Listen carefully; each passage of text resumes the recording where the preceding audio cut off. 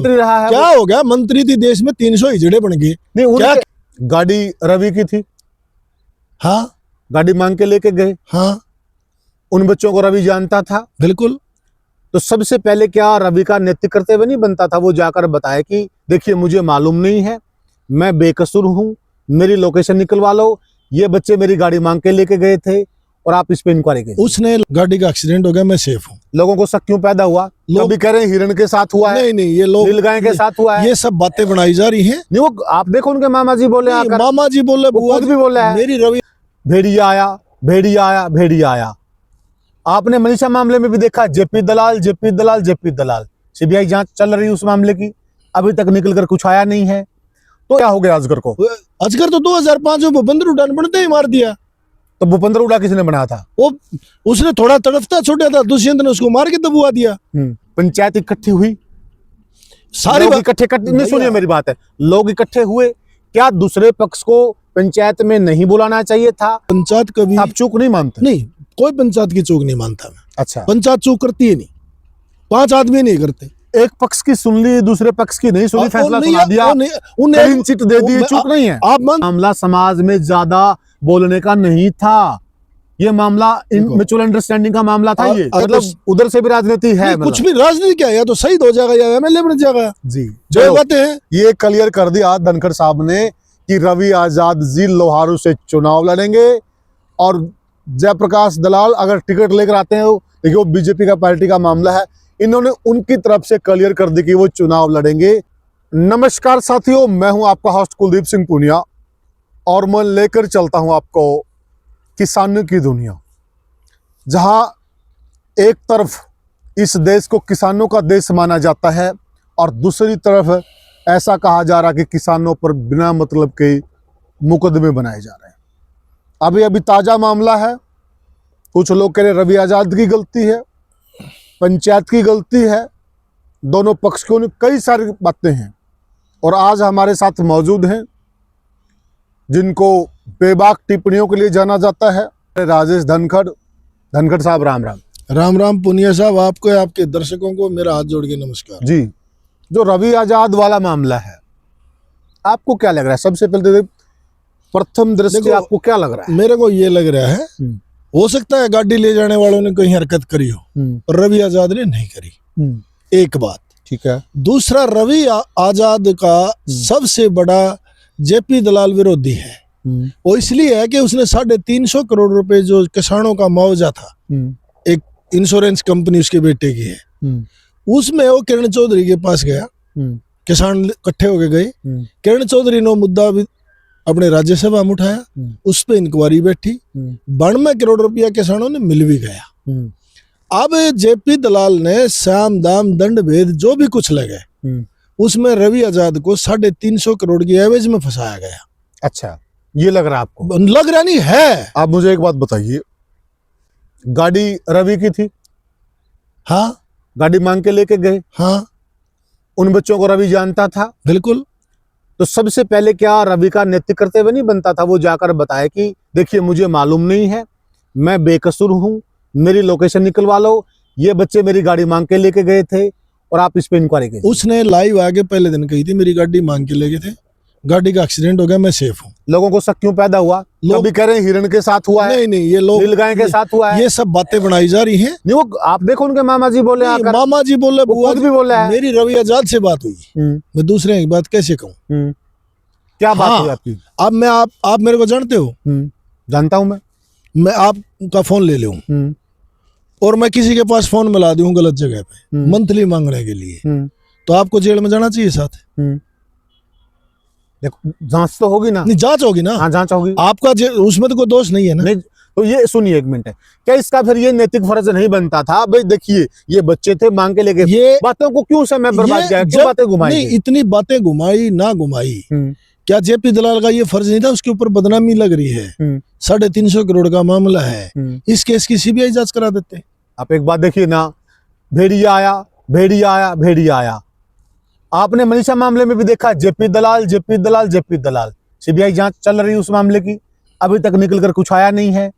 तो एक बात देखिए, आप किसी एक बड़े नाम के साथ आप मामले को हाइप कर देंगे। कितना बड़ा आदमी है जेपी दलाल, कितना बड़ा मान रहे हो आप कृषि उसको? मंत्री रहा है क्या वो। हो गया, मंत्री थी देश में 300 हिजड़े बन गए, नहीं क्या उनके- क्या मान रहे हो आप जेपी दलाल उस को? क्षेत्र का तो बड़ा नेता है ही वो। उस वो बंसीलाल परिवार से जाके पूछो ना कितना बड़ा आदमी है। देखिए वो कृषि मंत्री रहे हैं और रहा है, कितने दिन रहा है, और एमएलए भी बने हैं वो, बना है एक बार। बने हैं ना। हाँ, उस क्षेत्र का नाम तो है वो। मैं कह रहा हूँ कितने किन्नर बने हैं इस देश में, कितना नाम है, तो फिर कौन पूछे है? एक बात बताइए, अगर किन्नर कोई नेता बन गया, ऐसा है पूनिया साहब, मेरी बात सुनो, बताइए। इस देश में किसान की दुर्गति क्यों हुई? जब से अजगर खत्म हुआ, जब से किसान खत्म हुआ, असली बीमारी अजगर थी। जो किसान बोलता था वो पार्लियामेंट में बात सुनी जाती थी। आज अजगर कहाँ है? किस अजगर की बात कर रहे हैं आप? जाट, अहीर, गुज्जर, राजपूत, चौधरी चरण सिंह और चौधरी देवीलाल ने अजगर बनाया था। वो अजगर जब तक जिंदा था ना, कभी किसान की तरफ उंगली नहीं उठी। तो अब क्या हो गया अजगर को? अजगर तो 2005 में भूपेंद्र हुड्डा ने बनते ही मार दिया। तो भूपेंद्र हुड्डा किसने बनाया था? वो उसने थोड़ा तड़फता छोड़ा था, दुष्यंत ने उसको मार के दबुआ दिया। अजगर किसने मारा? भूपेंद्र हुड्डा ने। सबसे पहले इंद्रजीत को बाहर निकाला, बंसीलाल परिवार को बाहर निकाला, अरविंद शर्मा को बाहर निकाला, सुरेंद्र सिंह और जिंदल का हेलीकॉप्टर एक्सीडेंट हुआ, किसी ने जांच का मुद्दा उठाया? अब आपको इसमें भी शक शुबा है क्या? मेरे को था। कमाल कर रहे हो आप। क्यों? देहरादून क्या करने लिए गया था हेलीकॉप्टर चंडीगढ़ से उड़ के? वो रूटीन होगा कोई, वो कैसा प्रोटोकॉल, रूटीन होगा? कोई प्रोटोकॉल के हिसाब से गया होगा। ब्रेकर लाग रहे थे ऊपर के भी। कमाल है पूनिया साहब, पत्रकार भी सूंघ दे अंडे हैं। नहीं देखिए, ये आप अकेले उठा रहे हैं, तो आज तक किसी ने कहा ही नहीं अरे है। मैं क्या लग रहा, यहाँ जाओगे गेट है सामने, रोड है, क्रॉस करने के लिए आपने यू टर्न लेना पड़ेगा। पर आसमान से अगर हेलीकॉप्टर उठ के जाए तो उसको ये तो किसी रिपोर्ट में आया है ये चीज। मैं कह रहा हूँ आज कराओ ना सीबीआई जांच। तो फिर ये तो परिवार को डिमांड करनी चाहिए थी ना। तो परिवार क्यों? चौधरी बंसीलाल, सुरेंद्र सिंह पूरे प्रदेश के थे, परिवार क्या करेगा इसमें? नहीं, शुरू में तो डिमांड परिवार ही करेगा ना जनाब। कौन पूछे? कितना परिवार बड़ा परिवार है, ऐसा है जी, कितना बड़ा एक बेटी, वो कर नहीं रहे, आपको मालूम है। एक बेटी, माँ, छोटी ही बेटी थी, बाप मरा, क्या था उनके पास? कमाल कर दिया। आप छोटी सी कह रहे हो क्या आप? श्रुति और कितनी बड़ी थी? एक बात सुनिए मेरी बात, आप श्रुति थी क्या बच्ची थी वो, लेकिन हम किरण जी की बात कर रहे हैं। किरण जी ऐसा है, लीग उपाध्यक्ष रहे जिसकी कुतिया मर जाए ना, उस औरत की छाती पूछो क्या होता है। कोठी उसकी खाली कराई गई, सारी संपत्ति उसकी नाम करा ली उसके जेठ ने। चौधरी बंसीलाल का उसका भिवानी में बढ़ने की जगह तक नहीं छोड़ी। जहाँ चौधरी बंसीलाल की समाधि थी वो भी उसने ले ली। उसके सुरेंद्र सिंह के बड़े भाई। एक बात बताइए, इतने बड़े नेता खुद के लिए नहीं बोल सकते, वो जनता के लिए? किसके लिए? किसके लिए बोल रहे? खुद के लिए। हाँ बोलेंगे, जब हम बोलने लग रहे क्या प्रदेश में हमारा ऐसा नहीं है क्या? फिर वो जनता की आवाज क्या उठाएंगे? इसमें कौन सा? अगर उनके साथ अन्याय हुआ, अरे भैया, और वो अन्याय सहन कर गए, अगर ये बात हम कहते हैं कि इस केस की जांच होनी चाहिए, अगर जांच नहीं होनी चाहिए तो आज आप भी पिटीशन लगाइए फिर। आप नहीं, मैं कह रहा हूँ ना, आप सुनो ना, पिटीशन भी लगेगी। अगर उसमें शक नहीं होता तो आज नवीन जिंदल है और श्रुति चौधरी, किरण चौधरी, भूपेंद्र हुड्डा के दाएं बाएं खड़े होते। नैतिक फर्ज क्या होता है कि मैं आपकी सरकार में हूँ, आपका हमदर्द हूँ, विकास पार्टी का विलय कराया, कांग्रेस की सरकार सुरेंद्र सिंह लेके आया, ओम प्रकाश जिंदल लेके आया, और दोनों लोग हेलीकॉप्टर में मारे गए और उनके बच्चों को धक्का दे कांग्रेस से काट दिया। क्या कारण है? एक बात बताइए, हमदर्दी कहाँ होती है? ठीक है आप बताइए, वो एक अलग बात है। क्या कैसे अलग बात? आप ये बताइए मुझे, क्या फिर इन लोगों को नहीं बोलना चाहिए था? क्या है अलग बात, मेरे को ये बताओ। आप ये बताओ, इन लोगों को नहीं बोलना चाहिए था? किसका? वो तो राजनीति है, अलग चलो ही है। नहीं बोले, परिस्थितियां होती हैं आदमी वो तो राजनीति है, परिस्थितियां होती हैं लोगों की। क्या आज मैं किस परिस्थिति में हो सकता है? अब बोल पड़े, आज तो परिस्थिति अच्छी है। ऐसा है, मैं आपको आपके चैनल पे एक चैलेंज करता हूँ। अब बोले। हाँ, अब क्या बोलेंगे? आप भी तो बोल रहे हैं ना। वो बोल सकते हैं। मैंने एक बात कही ना, वो एक्सीडेंट था या हादसा, ये जांच का विषय था। तो आप बोल रहे हैं ना ये चीज, तो ये तो इनको भी तो बोलनी चाहिए। अरे भैया 20 साल हो गए और बोलने कौन बोलने दे था? आज को कह दो ना कि कुछ भी पता लग जा, क्यों नहीं बोलने देंगे? किरण चौधरी एक वो नेता है जिसको चारों तरफ से मारा गया। कांग्रेस में भूपेंद्र हुड्डा ने 10 साल तक उसके पैर नहीं लगने दिए सुरेंद्र मरने के बाद। अभी फिर वो राइट जगह है? कौन सी? किरण जी ठीक है, अपने सम्मान मिल रहा है, इज्जत मिल रही है ना। वो राज्यसभा के एमपी हैं, MP है, मंत्री हैं। अब तो सही होगा ना। 40 साल किसको दिए उसने? अब तो सही होगा ना। 40 साल किसको दिए? फिर कांग्रेस पार्टी उसी ने छोड़ी, कांग्रेस को दिए ना। कांग्रेस पार्टी उन्होंने छोड़ी है। उसने क्यों छोड़ी? धक्के मारी गाड़ी है, अरे चौधरी बंसीलाल की पोती की टिकट काट के एक जमीन माफिया को टिकट दे देना और फिर उसकी तौहीन करना, उसका फोन नहीं उठाना, क्या करेगी? 1 रुपए का दाग बता दो पूरे प्रदेश में किरण चौधरी पे, सरुति पे बता दो, चौधरी बंसीलाल पे बता दो, को कह देगा? नहीं, फिर ये चीज एक बात देखिए, नहीं आप बहुत ठीक कह रहे हैं, आप टू दी पॉइंट बात कर रहे हैं, परंतु ये आवाज तो सबसे पहले तो वहीं से उठनी चाहिए थी। किस ना बात की? यही बात जो आप अरे कह रहे हैं। भैया, औरत के जितना कालजा हुआ सबकी औरत बराबर होती है। तो फिर वो उस टाइम प्रदेश से की क्या लड़ाई लड़ेंगी? उस टाइम से देश पर अगर इतना छोटा कागजात तो फिर प्रदेश की क्या लड़ाई लड़ेंगी वो? चारों तरफ से घेर लिया जाए तो क्या होगा? ये तेरे इलाके में कैप्टन भी घेरा गया था।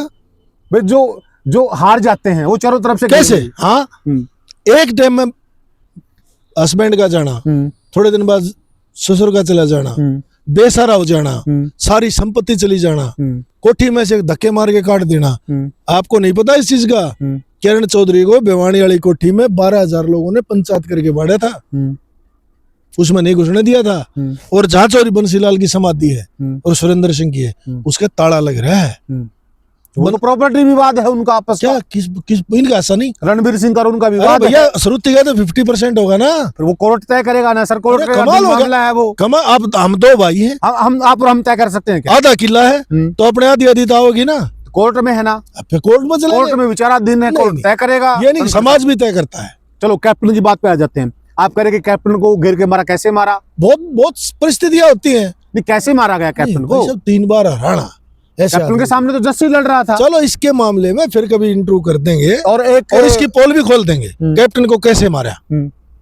और आपके थोड़ा सा तो बताइए मैं कैसे मारा? आपके चैनल पे खोलूंगा कि षड्यंत्र के तहत कोठी फकवाई गई, 65 पशु फकवाई, प्रेस फकवाई और राजनीति में उसके खिलाफ षड्यंत्र रचे गए। ये कभी अकेले में इंटरव्यू कर लेना, 9 तारीख के बाद कर दूंगा। साथ ही हम इस मुद्दे पे अलग से इस मामले पे हम इंटरव्यू करेंगे। अभी हम रवि आजाद वाले मसले पे रहते हैं। तो एक बात बताइए मुझे आप, पंचायत इकट्ठी हुई, सारी लोग इकट्ठे नहीं, सुनिए मेरी बात है, लोग इकट्ठे हुए, क्या दूसरे पक्ष को पंचायत में नहीं बुलाना चाहिए था? उनकी मौजूदगी नहीं होनी चाहिए थी? आप मुझे ये बताइए। क्या चढ़ूने ने ये बात वहीं क्लियर नहीं करी कि दूसरे पक्ष को भी बुलाया है? वो गए नहीं, कमेटी बनाई, बोला उनसे भी मिलो जाके। तो कमेटी से मिलना नहीं चाहिए था क्या? मिली भी हो तो नहीं, अभी तक कोई रिपोर्ट ऐसे नहीं आ रही है। कौन करे? पंचायत की कमेटियां कभी रिपोर्ट नहीं करती। नहीं, उस कमेटी में जो सदस्य थे वो कल मेरे साथ चैनल पे थे। उस कमेटी में जो सदस्य थे वो कल मेरे साथ चैनल पे थे। क्या जवाब दिया उन्होंने? कहा कि हम वहां पर नहीं गए। नहीं गई? हाँ, ठीक बात है। क्या उन पंचायत ने बेरा नहीं करा उनके घर? लड़की वाले साहब भी भिजवाया है, नहीं आए हो? नहीं आए वो। तो पंचायत का क्या दायित्व है? तो पंचायत का फिर एक तरफा सुना देगी पंचायत। और मैं आज भी बता रहा हूँ, रवि आजाद 100% मैं आपके चैनल पे कहूँ निर्दोष है इस मामले। रवि आजाद को सभी निर्दोष मान रहे हैं। रवि आजाद ये 350 करोड़ का किसानों का घोटाला है। रवि आजाद को धनखड़ साहब सभी निर्दोष मान रहे हैं, लेकिन रवि आजाद की जो गलती है वो गलती है। इंसान से गलतियां होती हैं। हाँ, ये अब रवि आजाद किसको थाने में दिया हुआ है? उन्हें FIR करा तो सकते हैं ना? पुलिस उसके पास जाती भी, आपकी गाड़ी है, आदमी है। अगर रवि आजाद ने विरोध कराया हो तो साबुत ला दो। रवि आजाद ने पहले से ही सोशल मीडिया पे आके बोलना शुरू कर दिया। क्या? पहले से पंचायत के लिए बोल दिया। उसने अपने लिए बोला है, पहले से शुरू कर दिया। वो 3 लोगों के लिए नहीं बोला रवि आजाद ने। मैंने बयान दिखा दो। शुरू तो उन्होंने कर दिया। नहीं, एक बात बताइए आप, उसने 3 लोगों के बारे में ये कही हो ये निर्दोष है, उनके बारे में पंचायत के मनोविद डिटेल। साहब मेरी बात सुनिए, आप भी सामाजिक ताने बाने को बखूबी समझते हैं, आप इस समाज का हिस्सा हैं। क्या आपको नहीं लगता ये मामला समाज में ज्यादा बोलने का नहीं था? ये मामला म्यूचुअल अंडरस्टैंडिंग का मामला था। ये अब ये बात तो रवि आजाद बता सकता है। नहीं, ये आप मानेंगे ना? और मैं और आप किसका फैसला नहीं कर सकते। एक बिटिया की बात है, अगर बिटिया की इज्जत की बात है, ये इतना शोर शराबे का मामला था ही नहीं। आप एक चैनल चला रहे हो, मैं उस अनुभव का नहीं आदमी हूँ। जिस तरह से बड़े बड़े खापा के चौधरी जा रहे थे, उसमें सांगवान खाप का अध्यक्ष था सोमवीर सांगवान, जो विधायक भी रहा है, और भी खापा के चौधरी थे, किसान यूनियन के चौधरी थे। उन महापुरुषों के, वो महान लोगों के आगे उनकी बात पे मैं टिप्पणी नहीं करना चाहता, क्यों इतनी बड़ी पंचायत कभी आप चूक नहीं मानते? नहीं, कोई पंचायत की चूक नहीं मानता मैं। अच्छा, पंचायत चूक करती है नहीं, 5 आदमी नहीं करते। एक पक्ष की सुन ली, दूसरे पक्ष की नहीं सुनी, फैसला सुना दिया, क्लीन चिट दे दी, चूक नहीं है। आप मांगे उठा रहे हो? सुनिए मेरी, आपने दे दी। नहीं, जांच का विषय है, आपने दी ना, जांच का विषय है ना, फिर आपने भी दी ना। सुनो, पंचायत ये कहती है, तो हम एक बात कर रहे हैं, मैं आप मेरे से निजी पूछेंगे, मैं निजी बता रहा हूँ। पंचायत ने लेकिन निजी, पंचायत की निजी बात नहीं होती है। पंचायत ने निजी बताया था। भाई इस मामले में पंचायत ने ये कहना चाहिए था कि जांच का विषय इस मामले में रवि आजाद निर्दोष है, यही बात आपने कही है। ये क्लीन चिट दी गई है। कल एक पत्रकार जब ये कह रहा है कि रवि आजाद दोषी नहीं है, तो पंचायत ने क्लीन चिट दे दी, उसमें क्या बुराई है? ये मामला किस प्रकार का था, आप ये नहीं समझ रहे क्या? किस मामले गंभीरता को नहीं समझ रहे क्या धनखड़ साहब? ऐसा है, ये थप्पड़ चट्टू का मामला नहीं था धनखड़ साहब, ये इतना बड़ा मामला भी नहीं था। गंभीरता का आप अरे नहीं पूनिया साहब, किसी की बहू बेटी का मामला है, किसी की इज्जत का मामला है। ये चीजें कैमरे पे कहने की नहीं होती, किसी की बहन बेटी की कुछ तो तभी कह रहे हैं ना। हाँ, तो ऑफ कैमरे पे बात करो बैठ के, मैं और उस गांव में जाके पता कर लो, लग जाएगा पता। वो देखिए ठीक है बात आपकी, परंतु कहीं न कहीं दूसरे पक्ष से भी बात करनी चाहिए थी। ये बिल्कुल मैं मानता हूँ, मैंने खुद इंटरव्यू दिए हैं हाँ, कि वो एक तरफा फैसला नहीं होना चाहिए। यस, मैं यही मैं नहीं होना चाहिए। परंतु जो जिस तरीके से 3 लोग दोषी हैं या नहीं है, मैं नहीं कहता इस बात में, वो जांच का, परंतु कहीं ना कहीं उनमें रोग है। हाँ, यस, यू आर राइट। उसकी गाड़ी ले जाने वालों में बीमारी है। यस, ये है, मैं आपके कैमरे पे कह रहा हूँ, ठीक बात नहीं, ये ठीक है। पर जिस तरह से रवि आजाद को बीच में फंसाया गया, वो एक षड्यंत्र है। चूक और भूल रवि आजाद से भी हुई। इस बात की चूक जब डीलिंग नहीं कर पाए। भाई साहब मैं कह रहा हूँ, मैं दोषी नहीं हूँ, मैं लड़की के मामले में गया नहीं, लड़की के वो घर थे, टेक्नोलॉजी का जमाना, वो लोकेशन देके साफ हो जाएंगे। मैं कह रहा हूँ रवि आजाद उस लड़की के मामले में गया ही नहीं, तो रवि आजाद तो ये कहे मैं निर्दोष हूँ। इसमें चूक होने वाली कौन सी बात है? आप यहाँ बैठे हो हासी में इस प्लॉट में, तो इसमें चूक क्या है? आप तो को पूछेगा हाईवे पर एक्सीडेंट हो जाएगा कि कुलदीप पुनिया ने देखा था, आप क्या कहोगे? नहीं भाई मैं वहां बैठा था, मैं देखने वाला नहीं हूँ। ये उंगलियां उठाना, और जब अपने ऊपर को बात और जहां आदमी मौजूद हो है, मैं आपके साथ इंटरव्यू कर रहा हूँ, तो मैं यही कहूंगा भाई मैं कैमरे के सामने बैठा था, पुनिया साहब मेरे साथ थे, मेरा हाईवे से कोई लेना देना नहीं। यही बात उसने कही है। ये 350 करोड़ मुआवजे का झगड़ा है, रवि आजाद को टारगेट करना था, उसकी भी जांच चल रही होगी ना? हाँ चल रही है, मिल गया पैसे, 92 करोड़ रुपया मिल गया, बाकी की जांच चल रही होगी। तो मैडम ने पार्लियामेंट में मुद्दा उठाते ही 92 करोड़ रुपया आया है, अभी तो और बकाया हो भी होगा। इसमें कहीं डायरेक्ट है उनका कुछ नहीं? उनका बेटा है इस कंपनी का, बता रहा है, जिसका आप नाम ले रहे हैं, जो जेपी दलाल का बेटे की कंपनी बता रहे हैं लोग इसको। अच्छा, बता रहे हैं या आपके पास कोई? नहीं, मेरे पास प्रूफ होगा तो मैं कैमरे पे धर दूंगा, ऑथेंटिक है। मैं ऑथेंटिक वोटिंग ना मानता, मेरे न्यूज हो जाएगी ना, आज वो है ये कंपनी का। लेकिन अभी तक सुनी हुई बात कह रहे हैं। मैं सुनी हुई नहीं कर रहा, कुछ हद तक मैं ये, मेरे को उसका ज्ञान भी है थोड़ा बहुत। 2 बातें कर रहे हैं आप। नहीं, मैं कह रहा अगर उसका बेटा नहीं होता तो आज तक 350 करोड़ रुपया जेपी दलाल देवा देता, जब ये मंत्री था। ये चीजें क्लियर हैं क्या कि 350 करोड़? मैं कह रहा हूँ 350 करोड़ रुपए का, हो 92 करोड़ आ ही लिया। अरे मेरे भैया क्या आएगा? 350 करोड़ है, पार्लियामेंट में मुद्दा उठा है, आप पार्लियामेंट को भी झुठलाओगे? नहीं, आप, हम पूछ रहे हैं आपसे। नहीं, मैं पार्लियामेंट की बात को भी गलत करोगे। हम आपसे पूछ रहे हैं कि किसानों का है क्या प्रमाण? किसानों के पास जो मुद्दे हैं, जो उनका इंश्योरेंस हो रहा है, वो पार्लियामेंट में टेबल के ऊपर रखा गया है। अच्छा, क्वेश्चन लगा है, कृषि मंत्री ने जवाब दिया है, आप उस बात में भी कर रहे हो। भारत के कृषि मंत्री ने जवाब दिया? हाँ जी, और उसने जांच कराई है। क्या आंसर दिया उन्होंने? उन्होंने दिया कि मुआवजा 1-1 रुपए दिवाओगे हम, ये बोला है, और 92 करोड़ रुपया मिल लिया। जी, तो मैडम ने कौन सा गलत कर दिया? नहीं, कौन कह रहा है मैडम ने गलत? और उसमें भी आप कह रहे हो, बोला ये तो जांच का विषय, जांच का विषय क्या? यही कह रहे हैं ना, नहीं, जांच का तो विषय होगा। पार्लियामेंट है, पार्लियामेंट में जो क्वेश्चन रखा गया है, जो तथ्य के साथ रखा गया है, उसमें हमने किंतु परंतु करने की जरूरत नहीं। अगर जेपी दलाल का बेटा इसमें हिस्सेदार नहीं था और उसको प्रॉफिट नहीं था, जब ये कृषि मंत्री था, तो ये विवाद क्यों दिया? इसने उसी टाइम किसानों को मुआवजा दिलाना चाहिए था, औरतों को मुद्दा नहीं चला ना। चलो, ये हम कभी कृषि मंत्री जी अगर वो सामने आके अपना पक्ष रखना चाहे तो हम पूछेंगे जरूर उनसे भी, डंके की चोट पर पूछेंगे। हाँ, पूछना चाहिए, मामला क्या है। हाँ, उस मामले की तह में जाएंगे। तो अभी हम रवि आजाद का जो मामला, आपको क्या लग रहा है कि जांच का विषय? नहीं, रवि आजाद बाहर होगा, अच्छा, सारी बात भी स्पष्ट होंगी, वो बरी भी होगा, और लोहारू से चुनाव भी लड़ेगा, और जेपी दलाल के पेटी बंद भी करा होगा। क्या बात कर रहे हैं आप? कमाल है, देख लेना जी। यानी कि फिर कहीं न कहीं ये राजनीतिक एजेंडा है।